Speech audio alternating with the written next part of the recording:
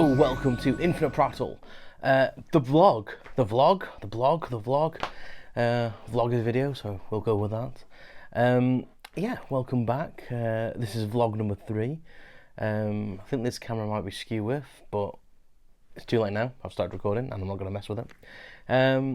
Yeah, so how are you doing?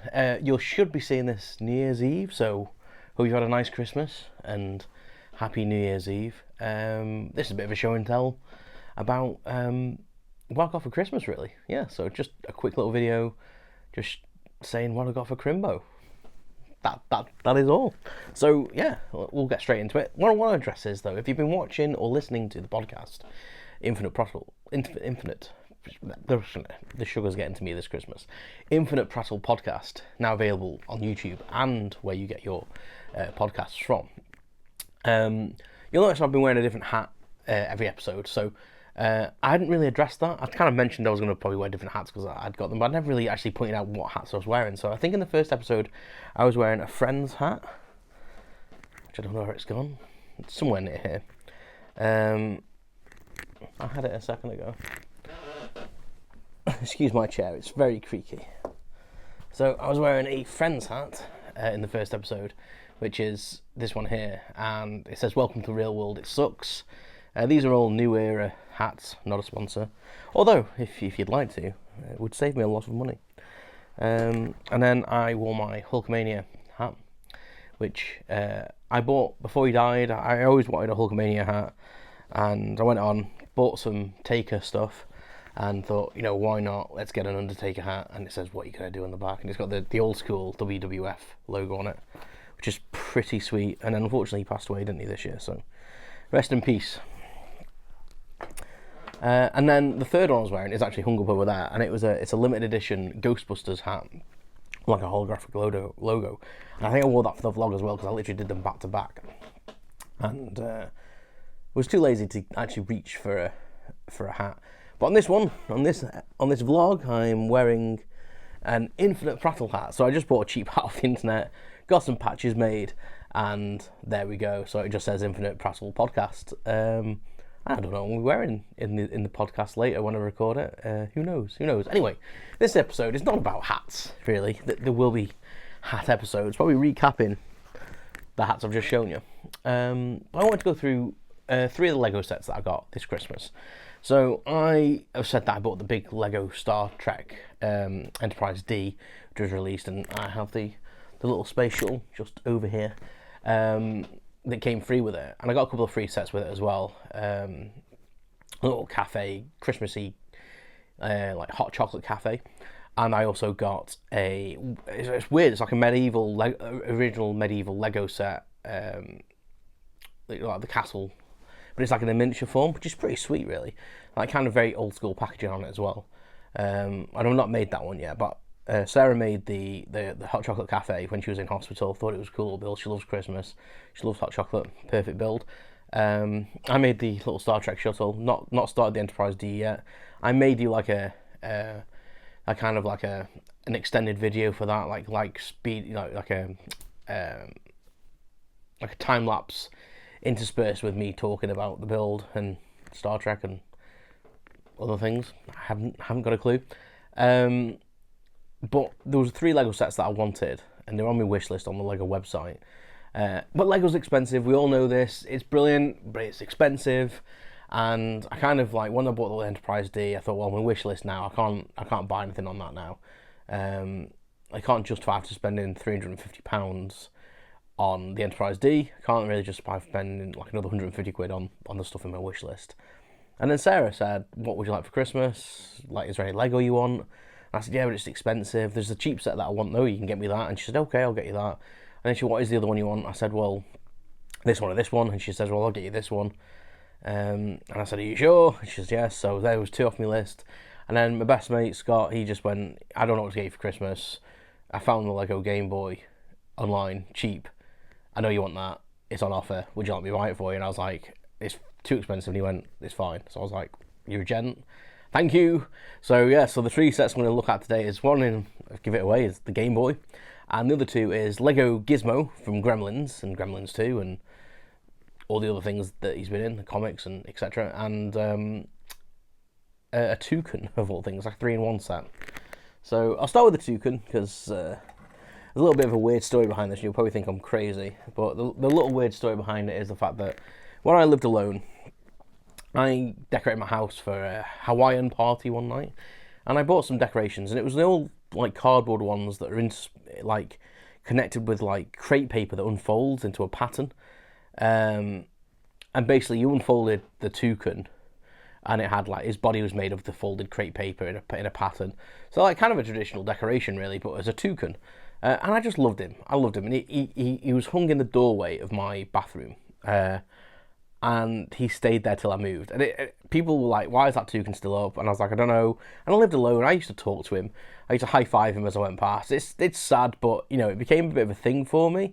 And I suppose, like weirdly, in psychology wise, it kind of became like a comfort thing to me from living alone. I worked alone a lot as well, so it was kind of a weird thing. But I saw this on the Lego website, and I don't know if that's going to focus or not.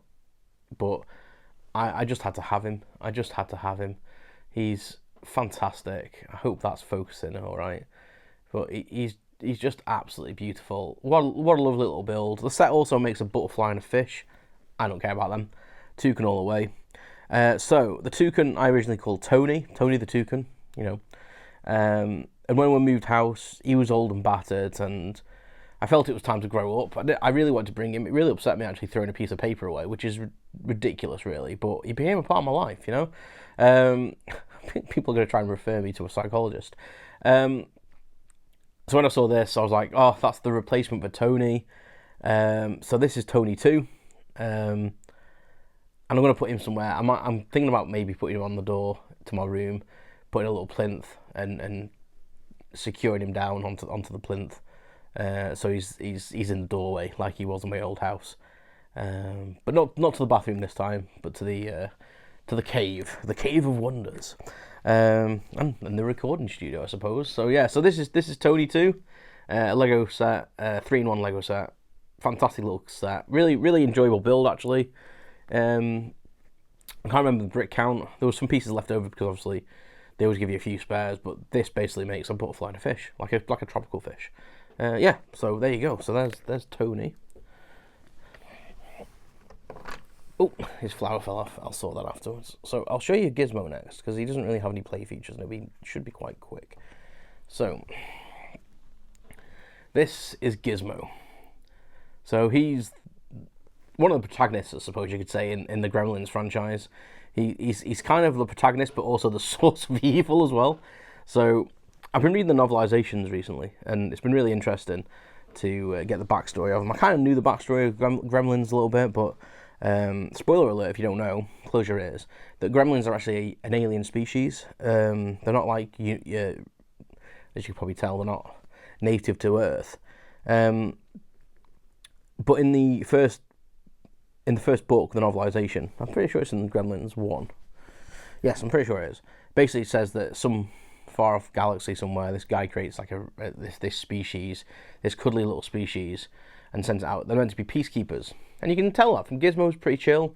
You know, he is a cool little guy. He is chill, but obviously they don't realize that when they go to other worlds, they have issues, and they they turn into gremlins.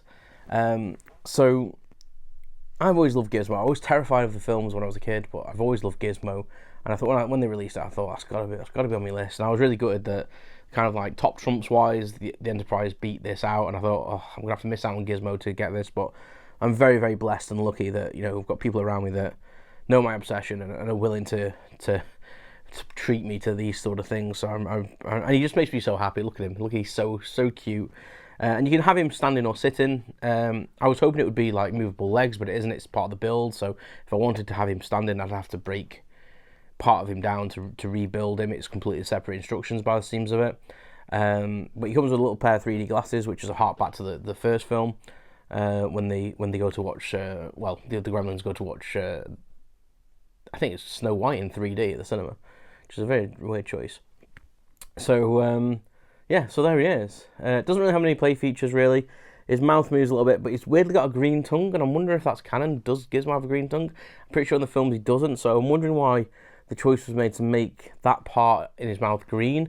I thought it'd been better to have like a pink part there to look like he has a tongue in his mouth, but either way, that's what they chose to do.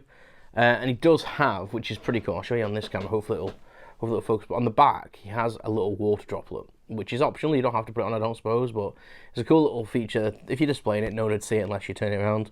But it shows the little water droplet that he gets on his back. And we all know what happens when Gizmo gets wet, I suppose, is what you'd say. It sounds weird, but you know. And the next thing is, you can probably see it in the background on display, but it's the Lego Nintendo Game Boy. So this thing's fantastic. It was a really fun build, really enjoyable. You make two stands. It comes with two little stands you build. Basically, you get two cartridges that you build. So one is Super Mario Brothers, Super Mario Land, should I say? And it looks like a cartridge, pretty much the same size as an original Game Boy cartridge. And then you also get a couple of extra lenticular screens, because the moment I've got the Nintendo logo screen that happened when you turn the Game Boy on. But you also get two extra ones. I don't know how well this will come across on the camera of them moving, but yeah, they move, little animations there. You get one for each game. So the other game's Zelda, so you get a Zelda screen and a Super Mario Land screen, and then the cartridge actually clips onto the display nicely. And then Nintendo Game Boy has a little stand, and it's covered in dog hairs already. But this is fantastic. I mean, look at this. It's a beautiful build. It's pretty much life-size Nintendo Game Boy size. Has a I don't know if this is gonna focus. I'm trying to put my hand up to make it focus on this bit. So it has a cartridge in the back that you can load and take out, and it actually clicks like the actual Game Boy did. Has an on-off switch you can actually slide across. Has the contrast and the volume buttons, and it has even the D-pad actually it's got some feedback to it, and the buttons, and then you've got your start and select buttons, which are just tires inserted but have that squidgy sensation. It's just a lovely thing. And to actually take off and change the screen inside, you take out the cartridge, lovely click. This is the Zelda cartridge, which is lovely artwork, and you basically pop off what would be the battery cover, and then there's a little arm that folds out, and that allows you to take the little insert out of the window, and then you can put it back in or change it, whatever, and then you put the battery cover back on, and then you put the game back in, and there you go. And this one has the Nintendo loading screen. You might not be able to see it because of the lights and stuff, but it just has the Nintendo logo dropping down to the middle of the screen, which is what happened when you turn the Nintendo on. Beautiful little build, really nice shape wise. It's got the headphone slot as well. It's loads of. There was only two stickers, which is the game cartridges. You had to put the stickers on the game cartridges, which I'm guessing was probably too much printing for Lego to do. And they do it's a build-in toy, so I understand why they give you stickers. I wish they didn't, but it is a build-in toy, and I suppose adding stickers is part of the build. But yeah, it was a really nice build. Part of it, so I was just like, how is this going to go together? It doesn't feel very structurally sound, but now it's together. It's solid. There was a lot of snot techniques, a lot of strange techniques I've never seen before using Lego pieces, especially to get this D-pad kind of spongy and seeming like it would be functional. Brand new molds as well, like these buttons. I've never seen them on any other set. This color as well. So yeah, really lovely set, and yeah, I'm a very lucky boy, very lucky boy. Yeah, so that's my little Lego haul from Christmas. I'm 42 now, so I don't get too many presents at Christmas, but what I get is things that I really like and really love, and I'm very lucky, and I built them pretty much all Christmas Day. I sat and did Tony first, which is obviously is what he's called now, and then I did the Game Boy in the afternoon, early afternoon, and then we ate our traditional British Christmas dinner. And then I made Gizmo in the evening, and it took me till about 11 o'clock at night while watching X-Files, which is super Christmassy, obviously, and made Gizmo, and he's just so cute. He makes me smile. So the next thing is I'm going to find somewhere to put them. So I think they're going to go roughly on my shelf up here, where the clock is, so you can see the clock, which always tells the wrong time. I think they're going to go up there. I'm going to move some stuff around. I've got a massive helicarrier, Marvel helicarrier at the top. I think I'm going to adjust my shelves, and I think the helicarrier, I think it's going to be banished to the loft in the attic for storage. But yeah, I hope you enjoyed that little show and tell of my 3 lovely little Lego sets that I got for Christmas. As I say, when I do the Enterprise, I'm going to try and film it if I can be bothered. That sounds terrible, doesn't it? I'll probably forget, to be honest. I'll probably start building and forget, or I'll start building and just forget to record it, or record it and think that's too much effort to try and edit it. I hope you've enjoyed the YouTube videos that I've been putting out there so far. I'm trying to reduce production to a minimal. I've got these 2 cameras, and that's a lot for me to cope with. So I hope you enjoyed it. Yeah, let me know, like in the comment, comment, like, subscribe, all that jazz. Let me know what you got for Christmas. Let me know what you think of these sets, if you've received them or if you've bought them yourself. Let me know what you think. Were they what you expected? Were you disappointed in the fact that you couldn't make Gizmo stand and sit at your own whim and you have to rebuild it? Again, it is a building toy. Maybe that's part of it. I would have preferred it to just have that action feature, to be honest. But anyway, thanks very much for watching. I say I'll see you next time, and I think I'm going to be next time maybe showing some hats off, but I'm not sure. You'll have to wait and see. Well, anyway, take care of yourselves, keep prattling and keep collecting.